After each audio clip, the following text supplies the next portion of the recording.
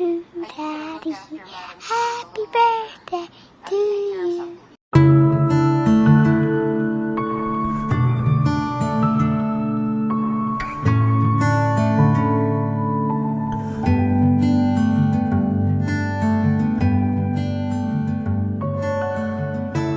One of the best memories we have of Brian, me and Diane, are when we went to a wedding in Charleston. And as we were leaving, we had been waiting all day for Brian to pop the question, could he marry Tasha? As we were finally leaving, we're in the truck, it's fired up, we're backing up, bang, bang, bang, on the door window, there's Brian. And he so politely asked, could he have her hand in marriage? That is one of our best memories of Brian. So happy 30th birthday, Brian. Hey Brian, just want to wish you a happy birthday and share a good little memory with you.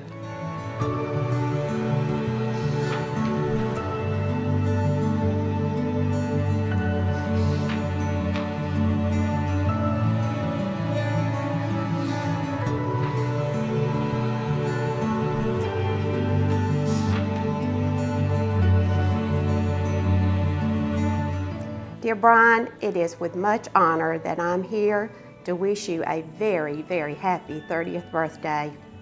I have had the pleasure of watching you grow into a fine young man that you are today. I hope your special day will be the best ever and one that you will always remember. I love you, Brian, like one of my own. May God bless you today and always.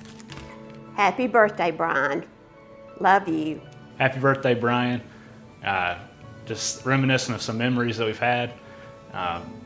Look back to the old days watching wrestling pay-per-views at your parents' house. Never forget when Goldberg lost his first match by taser. Never forget that. And then even in college days, we're streaming UFC fights, and surprised Dana White never showed up at the door to stop us. But and then finally, just summers where we go to your family's beach house and just spend the summers there. And one other big memory is from the summer beach trips, staying at your family house and just hanging out, watching TV, playing video games, and watching the horror movies like Black Sheep. Those are all great memories, and I truly value your friendship, and glad to call you a friend, and welcome to the 30s. Happy birthday. Brian, happy birthday. Both turning 30 this year. Too many memories to, it's hard to narrow down just one, so a few, but I remember, I want to say it was third grade. I'm pretty sure it was, but field trip where we were on, you'd used up your disposable camera and then dropped it down the sewer drain. And then I want to say Miss Nuttall and your mom trying to fish it out. That was always a fun memory. Same with Croswell Marlins, baseball, our dads getting thrown out. Georges Creek basketball, too many memories, but happy ones. So just want to say happy birthday. Hope you have a good one. Hey Brian, this is Bethel Phillips. I took care of Brian for when he was little, and I remember the first time I met you, you were this precious little baby with these big dimples. And I also remember how when you began to walk, you could not stand on your feet. Your legs, we call you rubber legs because you were so clumsy. And we used to laugh, and I'm sorry we did that. We shouldn't have done that. But I think the one thing I remember the most about you is when I kept you, the other kids would want to watch cartoons and you would want to watch the weather station, because I always thought you'd be a weatherman. And I told you that before, but anyway, I remember that so much, and I just like to wish you a very happy birthday, that I hope you have many more. And you do know that as you get older, you're making me older too, so slow down. Brian and I have been together for about 12 years this year. So we were pretty young when we met. We were in high school, and one of my first memories of Brian was he kind of trained me to love him like Pavlov's dog. So every time I would see him in between classes or we would depart, he would always have a Dove dark chocolate for me, which he knew was my favorite. So it was pretty easy to fall in love with him early on. We took some trips together. But one of the most challenging things was living apart for about 4 years.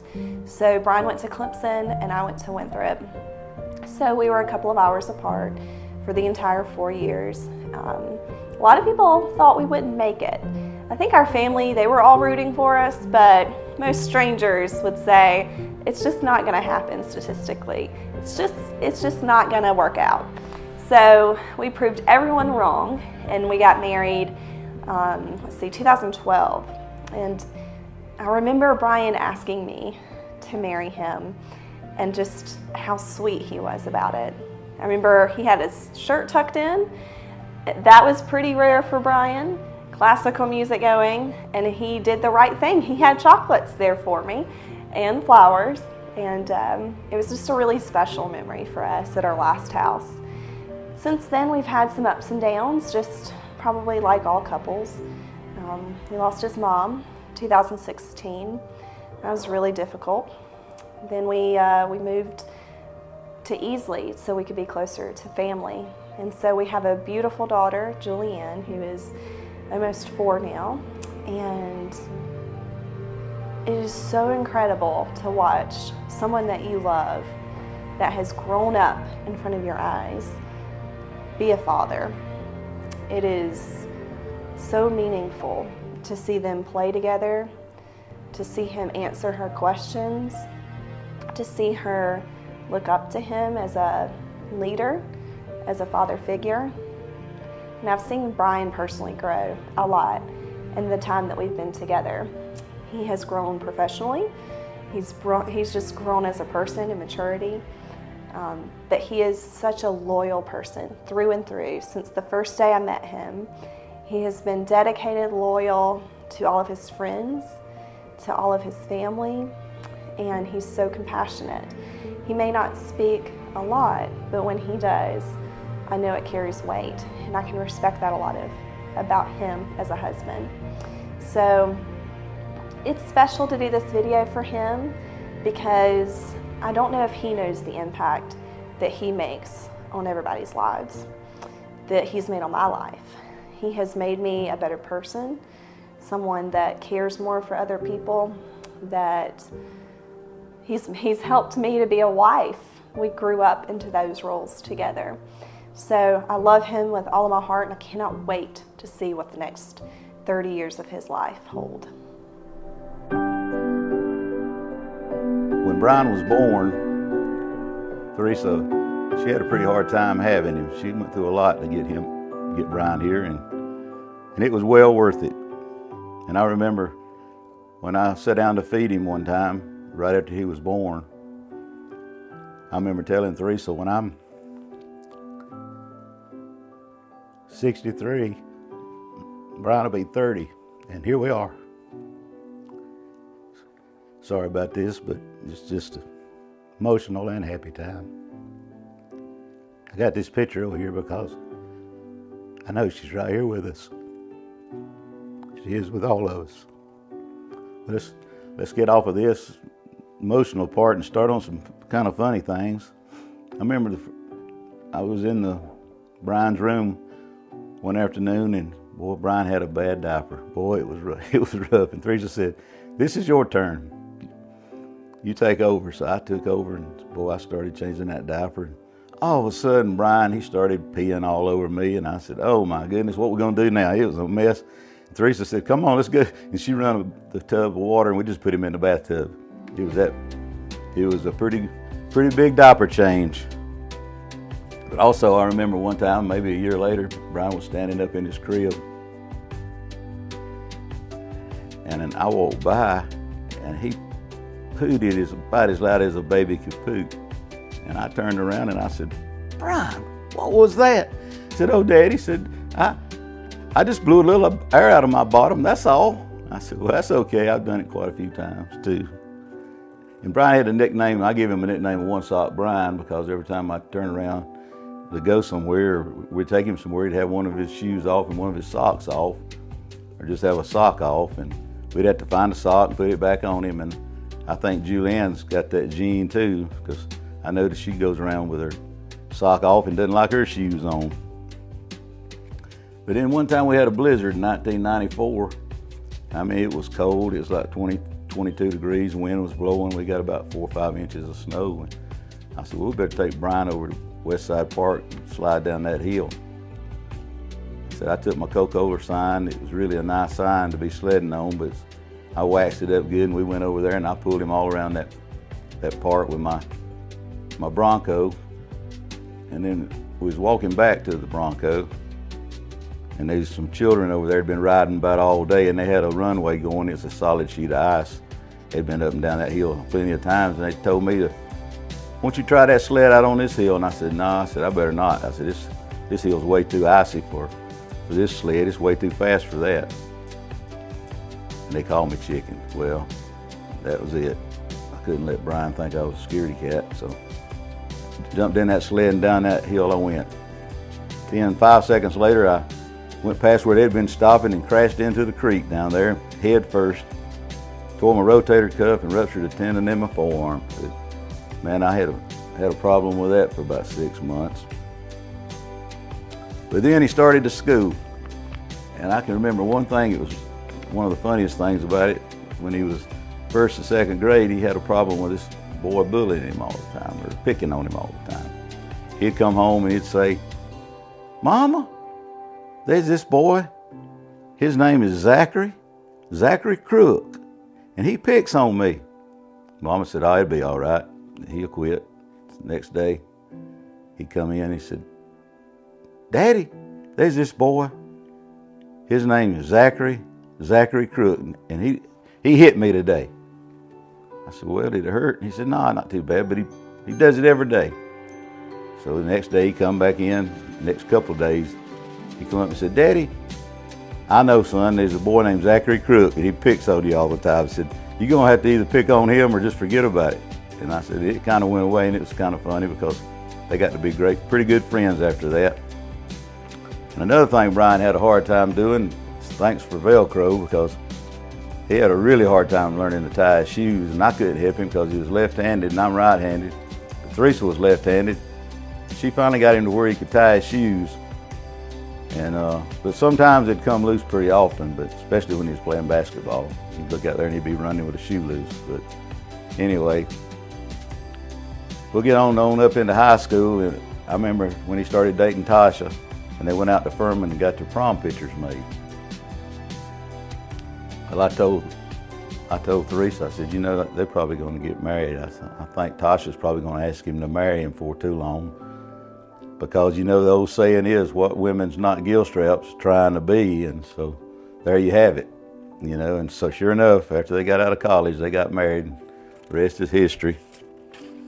But one thing for sure, Brian don't know that when I was best man in his wedding, I had the responsibility of keeping up with the ring, but also I was constantly checking on his shoes to make sure they were tied. And they were, but the only problem was he wasn't any shoestrings, they were loafers, so didn't have to worry about that. So, but we've been through a lot. So, and he's never given me, Brian, you never give me any trouble. You've been a great kid, smart. I guess you got that from your mama. You didn't get it from me. And I guess what common sense you got from me too, and your mama.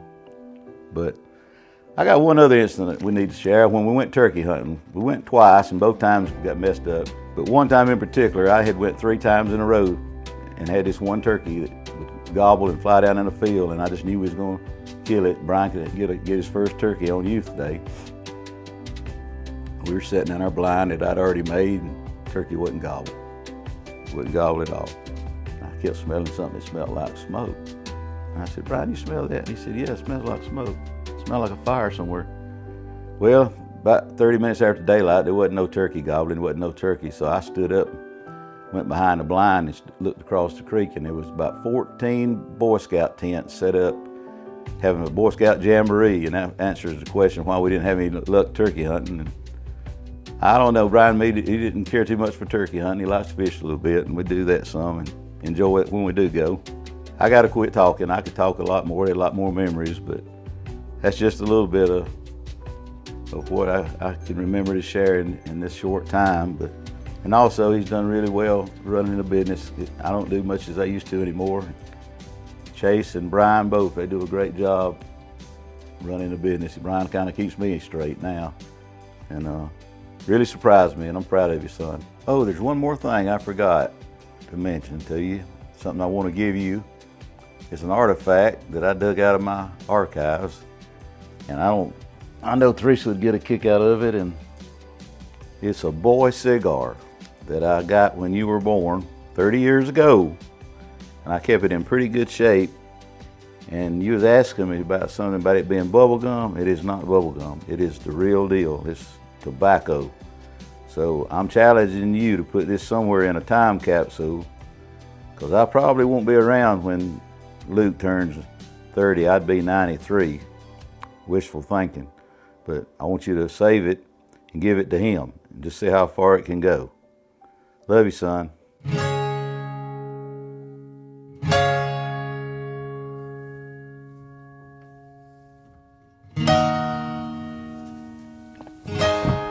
Hey, big bro, and happy 30th birthday. So some of y'all might be wondering why I'm sitting in between couch cushions, but me and my brother have a thing about making couch cushion forts. So I'm taking it back about, circa 1996. And I had some help from the videographer because I didn't have you here. So it'll do in a pinch, I guess. But when Tasha asked me to do this video, I kind of wrapped my mind to come up with some memories.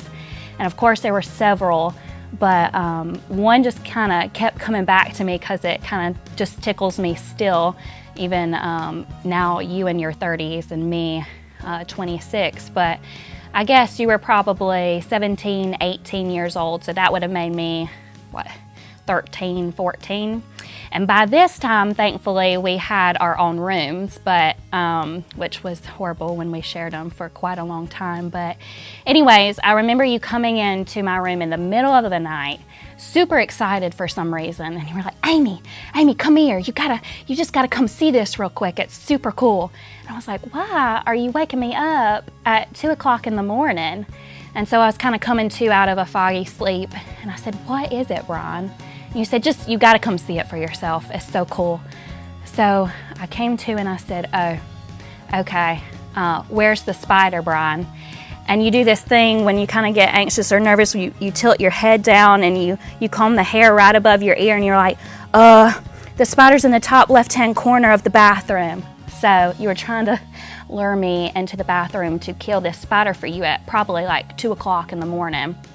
So being the wonderful sister, that I am, I get up, go into the bathroom, and in the opposite side of the corner, there's the smallest little spider that you needed killed before you went in there. So little sister to the rescue, 2 o'clock in the morning, I killed that spider for you.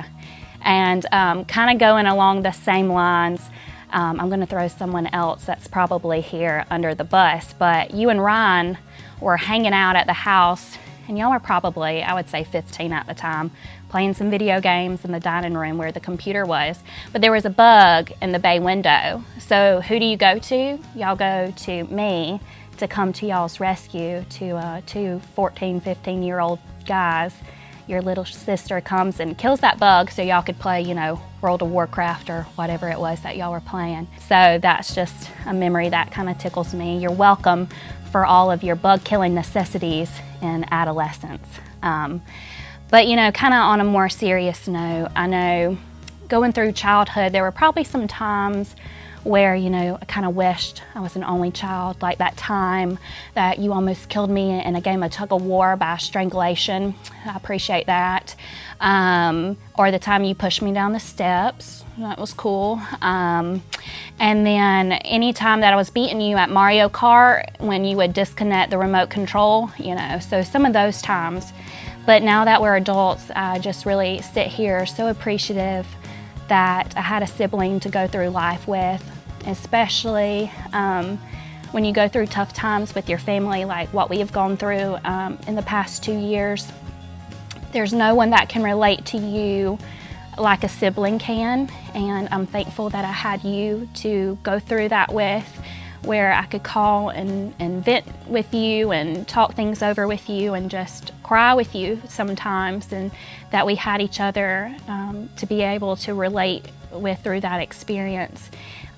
You're such an awesome big brother to me, and I know that I don't tell you that a lot. We're kind of, you know, to ourselves about that, but I really do appreciate you and appreciate all you do for me, sticking up for me when I was younger and being there for me here when I'm older through everything, every phase of life. And I just am very blessed to call you my big brother. I love you very much, and I hope that you have a wonderful 30th birthday, many more to come, many more great memories, and I can't wait to do this again at your 60th. So I look forward to it. I love you very much. Bye. Now I gotta get out of this thing. It's a lot more cramped than what it used to be when I was 6 years old. Oh gosh, okay, all right. Hey Brian, happy birthday. Didn't quite have anything prepared to say, so apologize about that. Procrastinated a little bit, but do hope your 30th birthday is special, and hope everything said today is special to you also. So that's really about all I got. Happy birthday, Big B. Let's do it up big this year and celebrate a milestone in your life. But there is one story I would like to share with you. When I was 7, my mother hired a pony and a cart to come to the house for all the kids. And I got a really bad rash from the pony. And all the kids got to ride the pony. And I had to go inside, and my mother was rubbing cream on me for probably 3 hours. And when I finally got to come outside, the pony was already loaded up on the truck and was around the corner. Probably the worst birthday ever. So Brian, the moral of this story is I hope this birthday is a lot better than Michael Scott's 7th birthday. Hi, my name is Brenda. I'm Brian's aunt. I am Theresa's sister. And I just want to talk about Brian and what he means to me. So many memories over the years, but what I want to talk about is the man that he's turned into. He's a wonderful father, wonderful brother, husband, grandchild. He is so much like my sister and my dad. He is a mixture of my sister and my dad completely. He's docile and sweet, and he's humble. And I just want you to know, Brian, how much I love you. It's been a hard 2 or 3 years, but we've made it with our family and our love for each other. And whenever I look at you, I think of her, because you are Theresa made over. And just know that I'm very, very proud of you. Love you. This is for Brian on his 30th birthday. I love you. You've been a wonderful grandson to me. Congratulations on your new son that's coming along. He's meant the world to me, and he's fixing to have a boy. And we're very, very proud of it. I took care of him when he was born, and that was wonderful to me. And that's when I told everybody that Max was Brian's daddy. Happy birthday, darling. Love you. Hey Brian, happy birthday. So they told us to get up some videos and some thoughts of what we used to do. And I was thinking, hey, I can go back to when we played basketball at Georges Creek and you got your pants dropped down from somebody else. And I was like, well, somebody probably talk about that. Then I said, we can talk about Clemson football or MMA watching. And I said, I want to do something that's just me and you, something original. And I thought of the time when we had our housewarming party and we saw a snake coming towards the pool. It was the day that I realized that Brian wanted to be the next Crocodile Dundee. He went out there, he said, Glenn, let me try to catch this. I said, yeah, go for it, Brian. I had a shovel in my hand. He said, I can get him. And he got close a couple of times and and missed, and then all of a sudden you grabbed him. And you had him, but he had you too. And after that, you said, ow, and you threw it down, and you said, Glenn, hand me the shovel. And you chopped him up into about 15,000 pieces. And that would be my Brian story that I remember. I just want to wish you a happy birthday, buddy. Happy birthday, Brian. Yes, I have a list. I wanted to say some things. I wanted to say that it's been great having you as a friend. I think we met in computer lab, either in middle school, high school, doesn't matter. We had a good time through it. I very much remember that time when your mom took us to see Star Wars at one time. We popped in the back of the Explorer. That was quite fun. We got to see the bear in your room for the first time. I'm sure you've made everybody so proud with everything you've done, and now that you're building a family, it's really fantastic. Just to rattle off a couple quotes for you. It's a Leopleurodon, Charlie. Oh, Tuesday's coming. Did you remember to bring a coat? Dead girls can't smile. And I can honestly say that you are no longer Brian Peppers by any means. I wish you all the best. I wish you and Tasha all the best. I wish you many, many more birthdays, and I love you, man. What are you saying? Say. What are you saying, Julianne? Da da da.